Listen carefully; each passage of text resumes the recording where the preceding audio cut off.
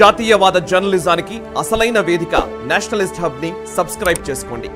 Notifications కోసం bell icon పై click చేయండి. And ఇక నెక్స్ట్ అంశము జీడిపికి సంబంధించి అసలు నిజంగా ఇది ఒక రకంగా నేను కూడా ఆలోచించాను, ఏంటిది నిజమేనా నెంబర్ అని అనుకున్నాను సార్. సీరియస్లీ 8.2% గ్రోత్ రేట్ అంట ఒక 2023-24 హోల్ ఇయర్ కి సంబంధించి జీడిపి గ్రోత్ రేట్ 8.2% అని. నిజానికి ఇది ఎస్టిమేషన్స్ కి భిన్నంగా, ఎస్టిమేషన్స్ అంచనాల కంటే ఎక్కువ జీడిపి గ్రోత్ రేట్ నమోదు అయినట్టు కనబడుతుంది.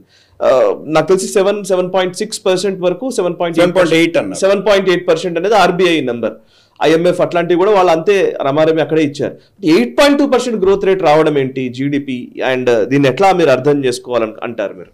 అంటే మనకు క్రమేపీ ప్రపంచంలో రెసిషన్ వచ్చే కొద్దీ సప్లై చైన్ లాజిస్టిక్స్ అన్ని కూడా భారతదేశం వైపు మళ్ళుతున్నాయి. ఓకే, మనం చూస్తే కనుక చైనా క్షీణించే కొద్దీ చైనా మీద ఈ డిపెండ్ అయినటువంటి దేశాలన్నీ కూడా క్రమేపీ భారతదేశం వైపు వెళ్తున్నాయి.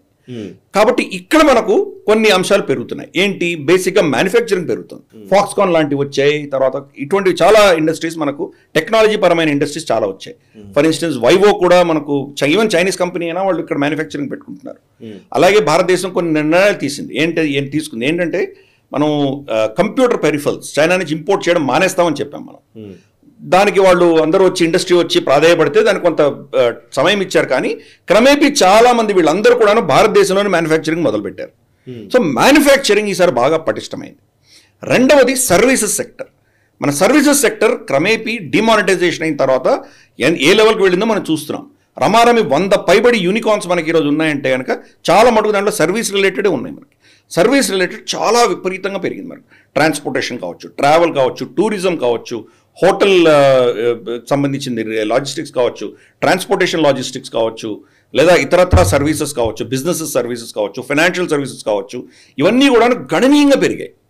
సో ఇక్కడ ఈ 2-3 అంశాలు మనం చూస్తే కనుక మనం ఎకానమీలో విపరీతమైన గ్రోత్ చూసాం. మనం 7.8 వీళ్ళు ఎస్టిమేట్ చేసిన దానికంటే కూడా ఎక్కువ 8.2% ఈరోజు గ్రోత్ వచ్చింది. ఈరోజు ఇది బహుశా ఎలక్షన్ ముందర వచ్చి ఉంటే ఇది ఎలక్షన్ స్టంట్ అని చెప్పి వీళ్ళు తిట్టుండొచ్చు. ఎలక్షన్ ఆల్మోస్ట్ అయిపోతున్నప్పుడు వచ్చింది, ఎలక్షన్ మీద ప్రభావం చూపించలేదు. కానీ ఈ నంబర్ని తప్పుపట్టేటువంటి మహానుభావులను కూడా చూశాను. అంటే మీకు నచ్చిన నంబర్ వస్తే అది కరెక్ట్ అంటారు, మీరు అనుకున్న ఆలోచనకు భిన్నంగా వస్తే తప్పు అంటారు. ఇదేం రాజకీయం నాకు అర్థం కాదు. 8.2% అనేది G20 ప్రపంచంలోనే 20 ఉన్నతమైనటువంటి ఎక్కువ పెద్ద మేజర్ ఎకానమీస్ ఏవైతే ఉన్నాయో వాటిలన్నింటిలో కూడా మ్యాక్సిమం గ్రోత్ జీడిపి ఏదైనా ఉందంటే భారతదేశం ఉంది. ఈరోజు నిజంగా ఎకానమీ అంతా కూడాను ప్రపంచంలో ఉన్న క్షీణిస్తున్న ఎకానమీ అంతా భారతదేశం వైపు వస్తుంది. ఇది మనం అర్థం చేసుకోవాలి. అంటే దానికి ఒక stable economy, stable policy and stable leadership, 3 కూడా మనకు స్టెబిలిటీ వచ్చేసరికి ఆటోమేటిక్గా ఎకానమీ పెరుగుతుంది. ఇది మనం నిజంగా అందరూ గర్వించదగ్గటువంటి విషయం. కరెక్ట్. దాన్ని నెగిటివ్గా చూడడం ఏంటి నాకు అర్థం కాదు. పర్ఫెక్ట్.